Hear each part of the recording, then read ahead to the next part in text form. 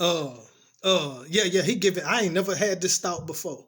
Like when you think of a lack of peace, you think about like fear or worry.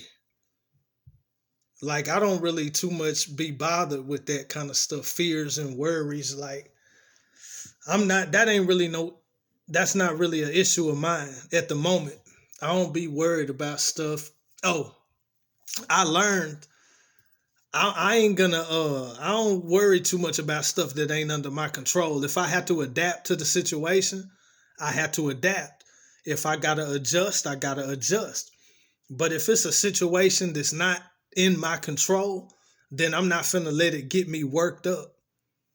You know what I'm saying? If it's under my control, then let me do what I need to do to make the situation right. But if it's a situation that's not under my control, I'm not finna let it get me worked up. Get worked up for what?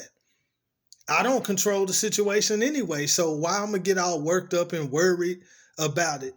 It's just gonna be what it's gonna be.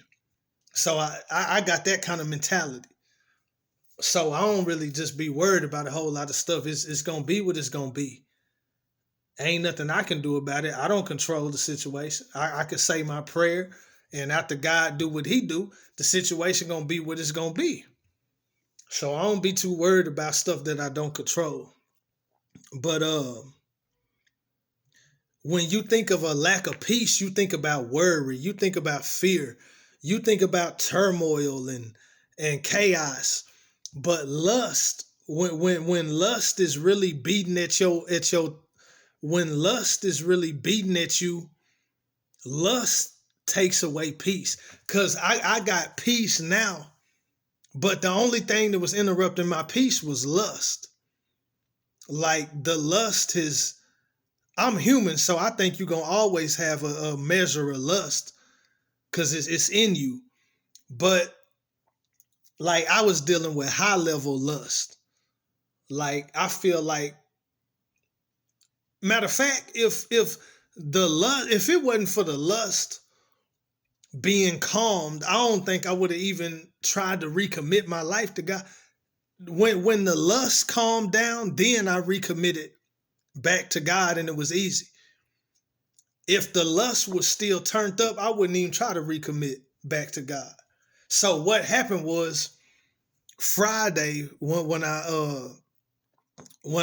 had my last sexual encounter, somewhere after that, I mean, I did what I wanted to do, and just after like when you bust a nut, there's a peace, right? You got what you wanted, you did that, but later on it's gonna come back. Like you got to keep on fulfilling it, right? But what happened was I did that on Friday, and it never really came back. Like after I got my rocks off, it was like my lust was low after that. You know, I kicked it with the homegirls. I wasn't trying to smash, and then we just chilling, smoking, sipping, riding, not smoking and drinking in the car though.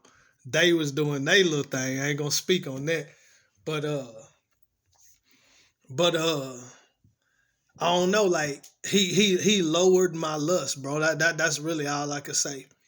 He brought it down to a normal level, to a he lowered my lust. He brought it down. Just like I said, like either I gotta have a wife or my sex drive got to be turned down. Like after that, that was a good situation on Friday. And after that, just like my lust was just like at a low level, at a peaceful level. Like, yeah, I can live for God like this. For real. I can live for God like this. And then yeah, so that was it. And then after that, it was just finishing the alcohol and the weed, which was easy because lust was the main thing that came in. And then if you're gonna be smashing broads, you might as well, why deny yourself the weed and the drink? If you're gonna be player with it, why deny yourself that? You already sinning. So the weed and the drink ain't nothing but a gray area if you player with it. So you know, so yeah, the it's crazy too how it's it's crazy how it can come in, how something can turn it up like that, and you be so turned up, and then it turned down. That's crazy. That's crazy. But I was praying for God to restore that love, man. Set me back on fire. Help me to fall in love again. So I can really give you myself the way I'm supposed to. And during that week, man, I was already used to doing what I do by then. And then like after that though, it was just calm. Cause lust is not calm. Lust will move you, it'll drive you, it'll push you, it'll pull you, it'll draw you. Lust is active. It'll make you move. You know what I'm saying? But when God pacifies your lust, then you good. So I feel like God pacified it. Somewhere along the lines, my lust got out the box. It exploded. It exploded. But then God had to just pacify it. It's like a volcano. My stuff would just explode. I would turned up. But then God can quiet that storm and bring peace. And that's what I feel. And then I said, well, shoot, if that giant been slain, then let's recommit back to God, because then we can really serve him the way we need to. So that's my recommitment story, man. Them my numbers, them my stats. God been good. Had some close calls. It was every time I go out, it was on my mind. I wasn't really worried about beefing with nobody. I wasn't really worried about dying, except if it was in a car wreck, because that's the way most people be dying. All type of people. Look at the news. If you really follow the news, people always dying in car wrecks. Young people, old people, male, female. I'm telling you, if you look at the news, that's the way most people die. Car wrecks. Yeah. And then after my incident, I was really praying for traveling grace. But I wasn't really worried about beefing with nobody, or I didn't even really feel death after I kind of processed through that little incident.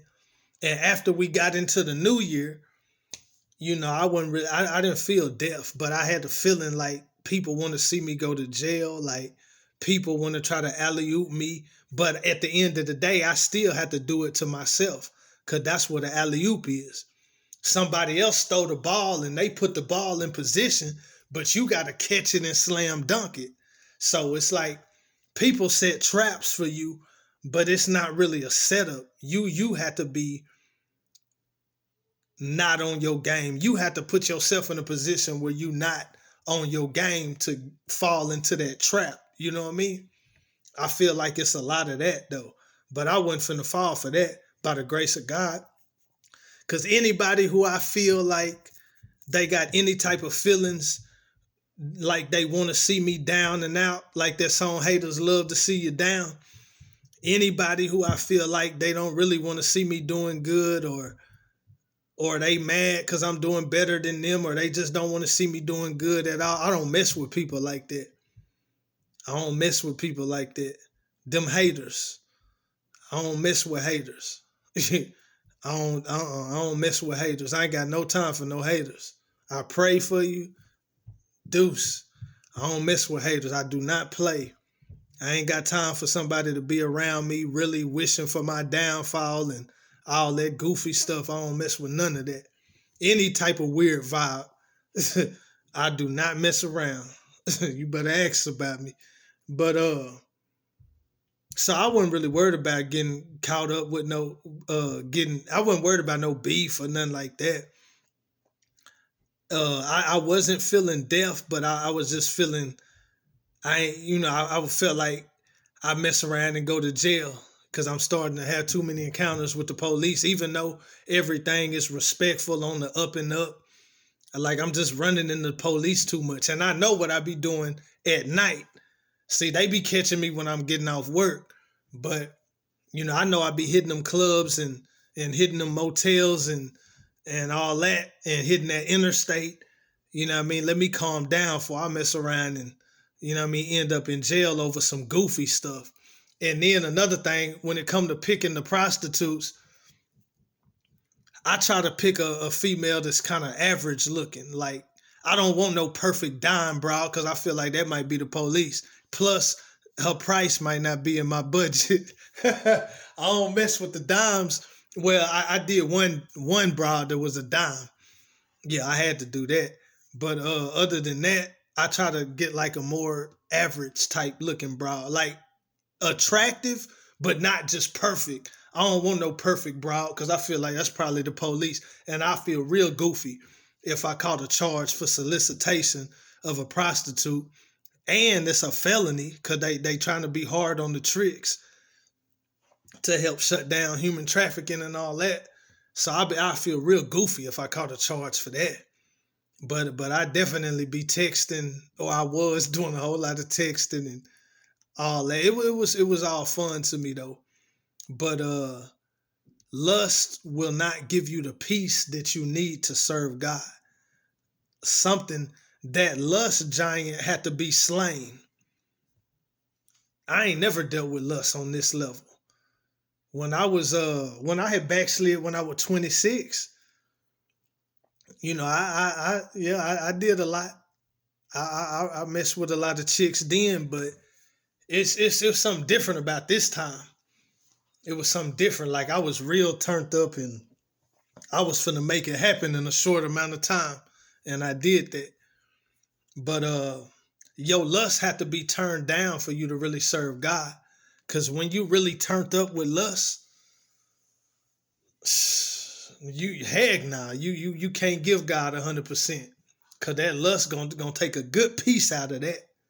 You gonna spend a good time ministering to your own lust rather than ministering to the Lord. You know what I mean? So it's very real in the field. But, prayer is it. But when you really get serious and you really, want to give God all of yourself, you start praying that kind of stuff. And God, he'll help you. He'll do it for you. You mess around and be ready to give God your whole self, shortly after you start praying like that. Because it's very real. But that lust is something, man. I was definitely following my lust, chasing that, you know what I mean? And that's what that was, man. Shoot, that's what that was.